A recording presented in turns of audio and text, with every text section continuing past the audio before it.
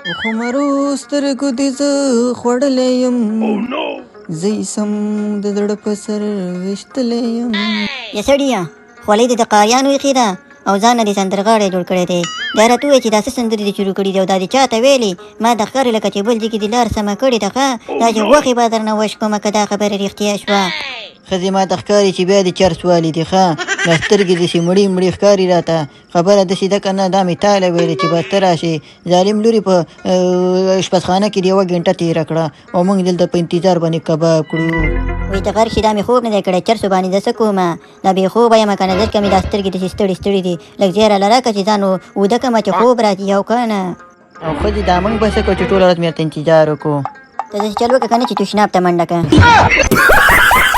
ښځې تا له څه پته ده چې خلک ستا غوندې ښایسته ښځه لري نو هغه به تشناب ته څه لځي ظالمې ځان له خو تشناب ته به خلک نه ځي که نه چې تا غوندې ښایسته او د ګل په شان د ښځه څوک لري.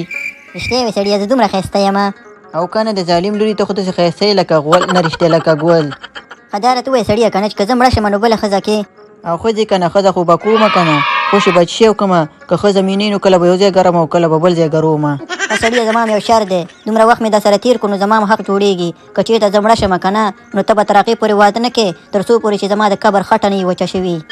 صحیح ده ښځې زما در سره واده ده ته بېغمه شه زه به تر هغې ښځه نه کومه که نه چې تر څو پورې ستا د قبر خاوره نه وي وچه شوي.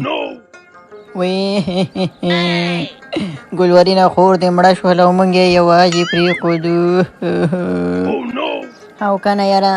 بس الله پاک دې وبخي نو اوس مړه شوه موږ څه وکړو ټول به مړه کېږو د خیره سره. وی خوري وتروري نه رښتیا خوري یاره زه ځمه که نه چې د ښځې قبر مې ګورمه چې کوم ځره خټه وچه شوې ده که نه که وچه شوې د خیره سره چې بله ښځه وکړمه. یا لکه دا خو همقسې لمده ده ښه لږ خو بیخي فرق نه دی راغلی پوره 2 ورځې پکې ووتلې او دمقسې وچ په وچه دمه ښکاري په دې لکه چې لمر نشته دی دمه سبا دا ټولې ونې ورته وهم چې لمر پرې ولګي.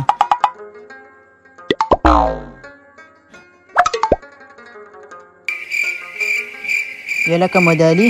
دا قبر ته خدای تقریبا دا 10 کاله وشو زم او رازم دا مقصې لمده په لمده ده دا لکه چې نه غواړي چې موږ بل واده وکړو ښه ډېره بختوره ښځه وه دا وله یاره هسې مې د بس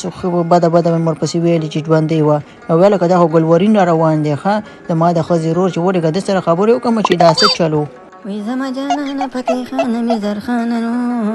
ورکړم. یا لکه ګلورینه دا څنګه چلې داسې په ډزونګ ډونګ را روانې خیر خو به یې که نه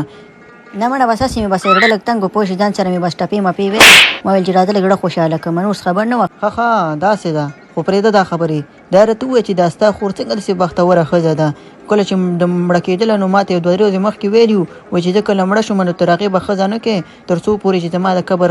خاوره نه وچه شوي اوس روزانه ځم او راځم دا 10 کاله پکې ووته نور ما چا خبره ویښته سپینېږي او بس بلې ښځې ته چې دا نه پرېږدي دا خور لږه ډېره بختوره وه ښه. دا څه وی لاله خو کله چې خور مړه کېده نو ما ته 2 ورځې مخکې ویلي ښه و چې زه کله مړه شوم که نه نو زما قبر ته به هر سهار اوبه ورکې نو د هغې قبر ته زه روزانه اوبه ورکوم.